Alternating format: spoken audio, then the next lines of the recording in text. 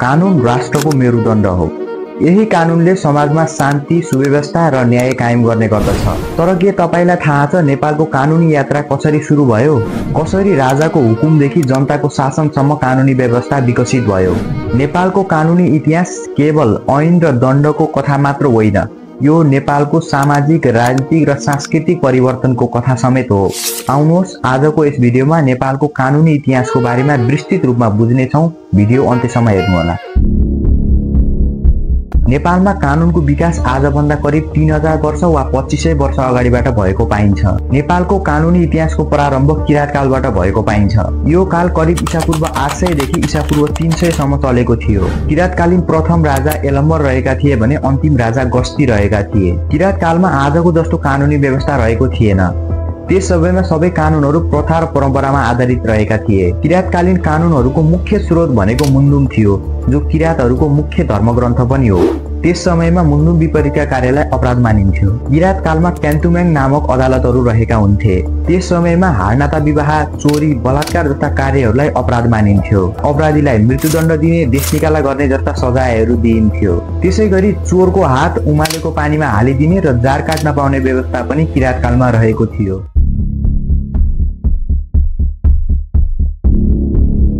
किराँत काल पश्चात नेपाल एउटा नयाँ युगमा प्रवेश गर्दछ, त्यो हो लिच्छवी काल। यस कालमा कानुनको थप सुधारहरू भएको थियो। इतिहासमा लिच्छवी काललाई स्वर्ण युग पनि भनेर भन्ने गरिन्छ।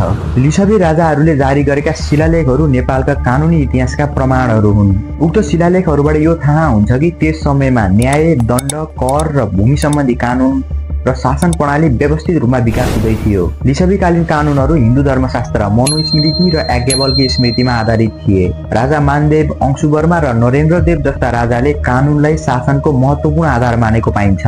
त्यस समयमा स्थानीय स्तरमा स्थानीय शासकहरूले नै न्याय निरूपण गर्ने कार्य गर्दथे। लिच्छवीकालीन समाजमा जात व्यवस्था पनि रहेको थियो। लिच्छवी कालमा अपराधलाई पञ्चखत र पञ्चमहापातकी गरी दुई प्रकारमा विभाजन गरिएको थियो। पञ्चखत अन्तर्गत चोरी, हत्या, बलात्कार र डकैती आदि पर्दथे भने पञ्चमहापातकी अन्तर्गत ब्रह्महत्या, गुरु स्त्रीगमन र रक्सी सेवन आदि पर्दथे। लिच्छवी कालमा पाञ्चाली, सुल्ली, अन्तरासान, मापचोक र लिङ्गोल जस्ता अदालतहरू रहेका थिए। लिच्छवी कालमा अपराधीलाई भिखदण्ड, धनदण्ड, वागदण्ड र बधदण्ड आदि दिइन्थ्यो। त्यस समयमा मुद्दा पुनरावेदन गर्न पाउने कानुनी व्यवस्था पनि रहेको थियो।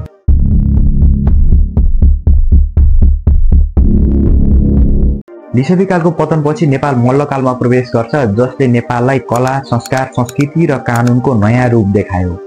मल्लकालीन कानुन प्रणाली पनि हिन्दू धर्मशास्त्र अर्थात् मनुस्मृति र याज्ञवल्क्य स्मृति आदिमा आधारित थियो। मल्लकालमा पनि लिच्छवीकाल र किराँतकाल चाहिँ राजा नै मुख्य न्यायदाता हुने गर्दथे। मल्लकालमा कर, व्यापार, सम्पत्ति, विवाह र उत्तराधिकारी सम्बन्धी नियमहरू थप विकास भएको पाइन्छ। मल्लकालमा नै सानातिना गल्ती गरेमा आर्थिक जरिवाना तिराउने व्यवस्थाको औपचारिक सुरुवात भएको थियो। मल्लकालीन समाज पनि लिच्छवीकालीन समाज चाहिँ जात व्यवस्थामा आधारित थियो। उक्त व्यवस्था अनुसार ब्राह्मण र शूद्रले कुनै एउटा अपराध गरेमा ब्राह्मणलाई कम सजाय दिइन्थ्यो भने शूद्रलाई बढी सजाय दिइन्थ्यो। त्यस समयमा पनि ब्राह्मणलाई मृत्युदण्ड दिइँदैन थियो। अनौठो कुरा त के हो भने विक्रमसम्म 2007 सालसम्म पनि ब्राह्मणलाई मृत्युदण्ड दिइँदैन थियो। जातीय भेदभाव जस्ता कुराहरू लिच्छवी कालमा पनि रहेका थिए भने यस मल्लकालमा पनि रहेको पाइन्छ। विक्रमसम्म 1436 मा राजा जयस्थिति मल्लले मानव न्यायशास्त्र नामक पुस्तक लेखेका थिए, जसले तत्कालीन मल्लकालीन कानुनी व्यवस्थालाई थप मजबुत बनाएको थियो। उक्त पुस्तकले समाजलाई थप व्यवस्थित गर्न निकै सहयोग पुर्याएको थियो। मल्लकालमा पनि पञ्चखतलाई निकै गम्भीर अपराधका रूपमा लिइन्थ्यो। मल्लकालमा कोचिलिङ र इटा टपली जस्ता अदालतहरू रहेका थिए। मल्लकालीन दण्ड व्यवस्था र लिच्छवीकालीन दण्ड व्यवस्थाहरू धेरै रूपमा समान रहेका थिए।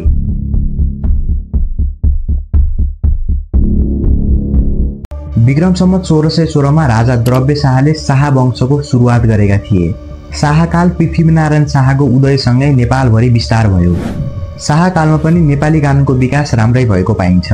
नेपालको कानुनी इतिहासमा न्यायप्रेमी राजाका नाममा चिनिने राम शाह पनि यसै शाह वंशका राजा थिए। राम शाहले थुप्रै कानुनी सुधारहरू गरेका थिए। उनले नै मानापाथीलाई व्यवस्थित गराएका थिए।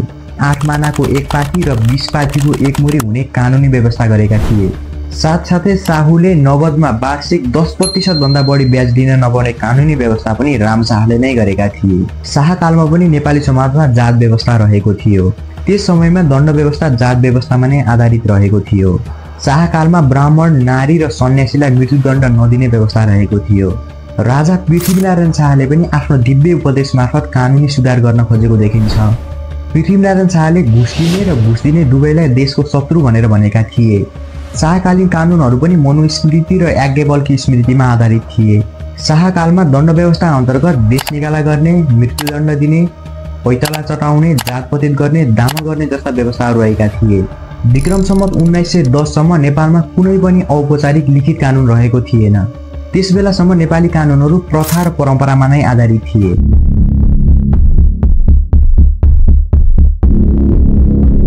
विक्रम सम्वत 1903 मा नेपालको प्रधानमन्त्री जङ्गबहादुर राणा बन्छन्। त्यसको केही समयपछि उनी बेलायत र फ्रान्सको भ्रमण गरेर नेपाल फर्कन्छन्। जङ्गबहादुर राणाले फ्रान्समा नेपोलियन बोनापार्टले बनाएको लिखित कानुन नेपोलियन कोड पनि देख्दछन्।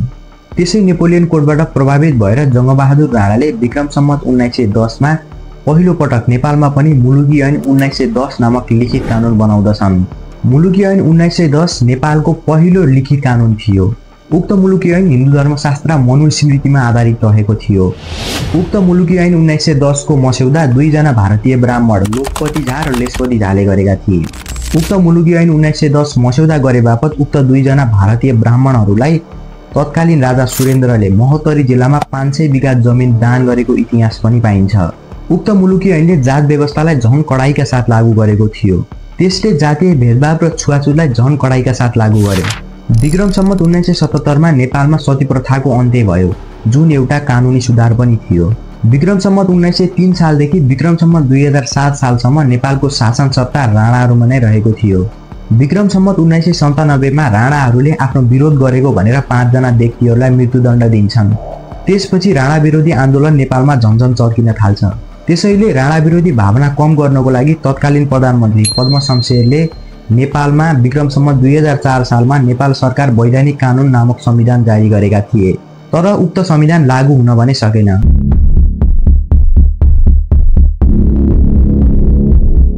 विक्रम सम्वत 2007 सालमा नेपालमा राणा शासनको अन्त्य भएर प्रजातन्त्र आयो। त्यसपछि नेपालमा कानुनी सुधार गर्नुपर्ने आवाजहरू उठ्न थाल्यो। विक्रम सम्वत 2007 सालमा प्रजातन्त्र आएसँगै नेपालमा नेपाल सरकार अन्तरिम शासन विधान 2007 नामक संविधान जारी भयो। विक्रम सम्वत 2007 सालमा प्रजातन्त्र स्थापना भएसँगै नेपालको न्यायपालिकाले बेलायती कमन कानुन प्रणालीलाई आत्मसात गरेको थियो। विक्रम सम्वत 2013 सालमा नेपालमा सर्वोच्च अदालतको स्थापना भएको थियो। विक्रम सम्वत 2015 सालमा नेपाल अधिराज्यको संविधान 2015 जारी भयो। विक्रम सम्वत 2017 साल पुस 1 गते राजा महेन्द्रले बहुदलीय व्यवस्थाको अन्त्य गरी पञ्चायती व्यवस्थाको सुरुवात गरे। विक्रम सम्वत 2019 सालमा नेपालको संविधान जारी भयो र उक्त संविधानले नै नेपाललाई 14 अञ्चल 75 जिल्लामा विभाजन गरेको थियो। अन्तमा करिब 110 वर्षपछि विक्रम सम्वत 2020 सालमा मुलुकी ऐन 1910 खारेज हुन्छ। त्यस लगत्तै विक्रम सम्वत 2020 साल भाद्र 1 गते मुलुकी ऐन 2020 लागू भएको थियो। मुलुकी ऐन 2020 ले नेपालको इतिहासमा पहिलो पटक जातीय छुवाछुत र भेदभावलाई अपराध घोषणा गरेको थियो। तर त्यो व्यवस्था प्रभावकारी हुन सकेन, किनभने मुलुकी ऐन 2020 ले प्राचीन समयबाट चलिआएका हिन्दू प्रथा परम्परालाई भने बन्देज लगाएको थिएन र जातीय छुवाछुत र भेदभाव हिन्दू परम्पराकै एक अंश थियो। मुलुकी ऐन 2020 पूर्ण रूपमा मनुस्मृतिमा आधारित थिएन। यसै ऐनले जातपतित गर्ने, दामल गर्ने, टाङमुनि छिराउने, पैताला चटाउने, अभक्ष्य खुवाउने जस्ता अमर्यादित दण्ड व्यवस्थाको अन्त्य गरेको थियो। विक्रम सम्वत 2047 सालमा पञ्चायती व्यवस्थाको अन्त्य भई बहुदलीय प्रजातन्त्रको पुनर्स्थापना हुन्छ। त्यसपछि नेपाल अधिराज्यको संविधान 2047 निर्माण भएर लागू हुन्छ। त्यसै संविधानले नै नेपालमा मृत्युदण्ड दिन नपाइने व्यवस्था पहिलो पटक गरेको थियो।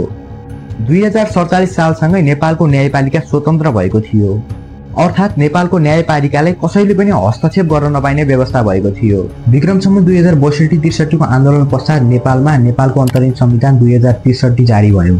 विक्रम सम्वत 2065 साल जेठ 15 मा नेपालमा राजतन्त्रको अन्त्य हुन्छ। त्यसपछि नेपाल गणतन्त्रमा प्रवेश गर्छ। विक्रम सम्वत 2072 सालमा नेपालको संविधान जारी भयो। त्यसपछि मुलुकी ऐन 2020 खारेज गर्नुपर्ने कुराहरू उठ्न थाले। त्यसपछि विक्रम सम्वत 2075 साल भाद्र 1 गते मुलुकी ऐन 2020 खारेज हुन्छ। त्यस लगत्तै मुलुकी संहिता 2074 लागू हुन्छन्। अहिले उक्त 5 वटा मुलुकी संहिता 2074 नै लागूमा रहेका छन्। अहिलेका मुलुकी संहिताहरू आधुनिक र वैज्ञानिक रहेका छन्। जातीय भेदभाव र छुवाछुतलाई यस ऐनले अपराध घोषणा गरेको छ। साथसाथै कानुन विपरीतका प्रथा परम्परालाई पनि अमान्ने ठानेको छन्।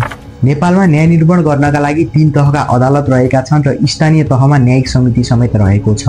लिच्छवी कालदेखि विक्रमसम्म 2020 सालसम्म नेपालमा दण्ड व्यवस्था जात व्यवस्थामा आधारित रहेको थियो। तर मुलुकी संहिता 2074 ले नेपालको कानुनी जगतमा आमूल परिवर्तन ल्याइदिएका छन्।